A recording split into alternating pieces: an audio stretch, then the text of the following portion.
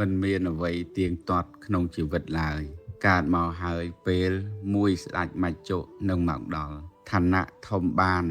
តូចក៏បានរោគប្រាក់បានក្រក៏បានជួបជុំបានព្រាត់ក៏បានរឹងប៉ឹងបានឈឺក៏បានគ្មានអ្នកណានៅទ្រមេឃឡើយត្រូវយល់និងចងចាំឲ្យច្បាស់ថាកុំវង្វេងភ្លេចខ្លួនកិច្ចសំខាន់ជាទីបំផុតគឺមិនប្រមាថក្នុងកុសលធម៌ច្បាប់នៃវេលាគ្រាកន្លងគ្មានការចាប់ចងគ្មានសងវិញច្បាប់នៃជីវិតពិតពេញលេញទៀងតែចាក់ចេញចោលអាល័យច្បាប់នៃទឹកថ្លារូបាឆ្លោះឃើញរូបទាំងនោះក្នុងជលស័យច្បាប់នៃបរមត្តឆ្លោះអត្តន័យសត្វក្នុងភពត្រៃអាស្រ័យកម្មរៀនស្លាប់មុននឹងស្លាប់មែនទែនគឺរៀនលះបង់នៅគ្រឿងជាប់ជំពាក់មុននឹងមច្ចរាជមកបង្ខំឲ្យយើងលះបង់កុំឲ្យស្លាប់ទៅទាំងសៅម៉ោងចិត្តឡើយទិដ្ឋិសម្បទាគឺញាណសម្បយុទ្ធជាពុព្វនិមិត្តនៃអរិយមគ្គព្រោះអាចបង្កប់ចិត្តខ្លួនឯងឲ្យចោះចូលជាមួយនឹងធម្មជាតិនៅជុំវិញខ្លួន